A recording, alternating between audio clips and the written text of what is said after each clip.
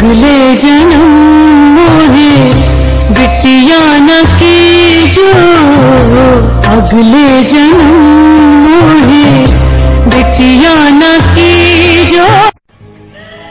नैतिकता नष्ट हुई, मानवता भ्रष्ट हुई। अपना देश वो देश था भाई, लाखों बार मुसीबत आई, इंसानों ने। दोस्तों, 2012 में न तो दुनिया खत्म हुई, न हम लोगों पर कोई आंच आई। सारा ठीकरा फूटा तो दामिनी पर और दामिनी जैसी और लड़कियों पर। दामिनी हम सब से विदा हो गई इस 2012 में। दोस्तों, दामिनी गई तो हम सब के घरों में जैसे सन्नाटा है, पूरे राष्ट्र में जैसे वीरानी है।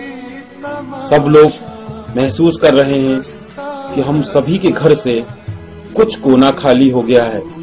दामिनी हम सबको कहीं अपना बना के गई। हम महसूस कर रहे हैं दामिनी का सन्नाटा, हम महसूस कर रहे हैं इस वीरानी को जो हमारे घरों तक घुस आई। मैं इसे बहुत संजीदगी से इसलिए महसूस कर रहा हूं क्योंकि आज मेरा जन्मदिन भी है और आज ये राष्ट्रीय आघात जिसमें पूरा देश शामिल है, पूरे देश की युवा शक्ति, उनकी भावनाएं ज्वार लेकर सामने आई, जिससे मजबूर हुए हम लोग अपने घरों में इस सदस्य के खोने से। ऐसा लग रहा है कि जैसे हमारे घर से हमारी बहन, हमारी बेटी, हमारी प्रेमिका, हमारी पत्नी को छीन लिया गया। ऐसा लग रहा है कि जैसे हमारे घरों में घुसकर अपराधियों ने तांडव किया है।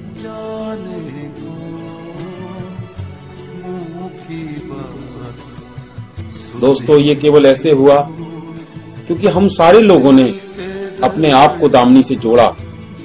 इस सारी घटना से हम लोग अनभिज्ञ नहीं रहे, सारी घटना में हम सहभागी रहे। युवा भावनाओं का ज्वार राजपथ पर दिखा। हम सब लोग दामिनी के कष्ट के, पीड़ा के भागीदार बने।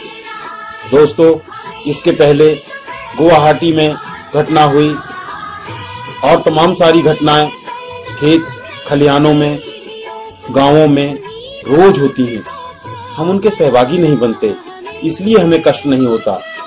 हम उनको रोजाना के आम जिंदगी का हिस्सा मान बैठे हैं। तो ये बहुत दुख का विषय है कि आज दामिनी की घटना पर हम सभी लोग हाथ मल रहे हैं। हम अपने देश की लड़की को, हम इस भविष्य की संपत्ति को, हम अपने घर की बहन को, बेटी को, प्रेमिका को सुरक्षित रख पाने में नाकाम रहे।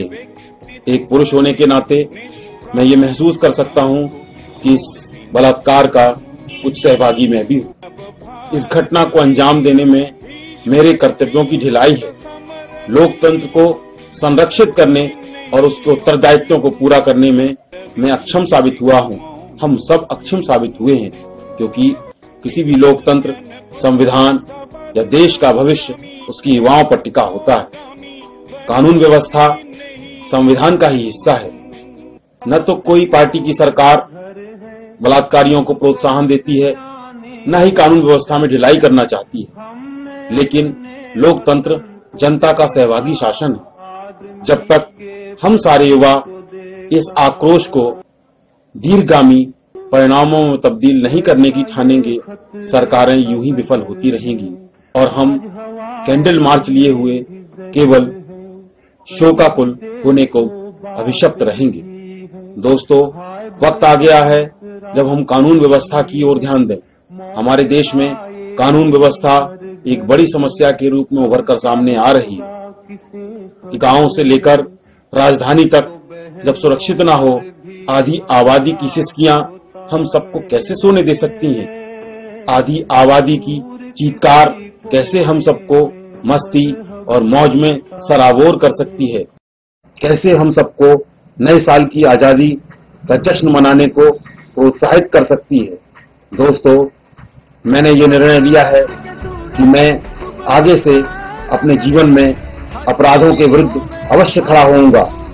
भय मुक्त समाज की स्थापना के लिए अपने जीवन की आहुति दूंगा और मेरे ये विनम्र अनुरोध है कि हम युवाओं को अपने जीवन का 60% हिस्सा अपने व्यक्तिगत काम में खर्च करना चाहिए, अपने व्यक्तिगत सुखों के लिए काम करना चाहिए और 40% हिस्सा सामाजिक असुरक्षा से लड़ने में बिताना चाहिए, ताकि हम अपनी बेटियों, हम अपनी बहनों, हम अपनी भविष्य के पीढ़ियों की प्रेमिकाओं को सुरक्षित भविष्य दे सकें, एक अच्छा वातावरण दे सकें, क्योंकि तब ही वो रात और दिन में भयमुक्त तरीके से विचरण कर सकती हैं।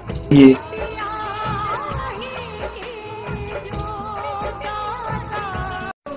देश और समाज में खुशहाली और न्याय के सपने देखें। आइए हम सब इस महान भारतीय सपने को साझा प्रयासों के द्वारा जमीनी आकार दे दें। यह सिर्फ आप ही कर सकते हैं, ये कोई कानून या औपचारिक संस्था नहीं कर सकती। वर्ष 2012 दुनिया के भौतिक खात्मे के लिए घोषित किया जा रहा था, प्रचारित किया गया था। आइए हम अपने मजबूत इरादों और मजबूत आकांक्षाओं के फौलादी भविष्य को तराशें। सामाजिक जड़ता के खात्मे हेतु कच्चे रास्तों की तलाश में रखा गया पहला कदम इस 2012 को बनाते। दामनी का संघर्ष निश्चित रूप से हमें प्रेरणा देता रहे।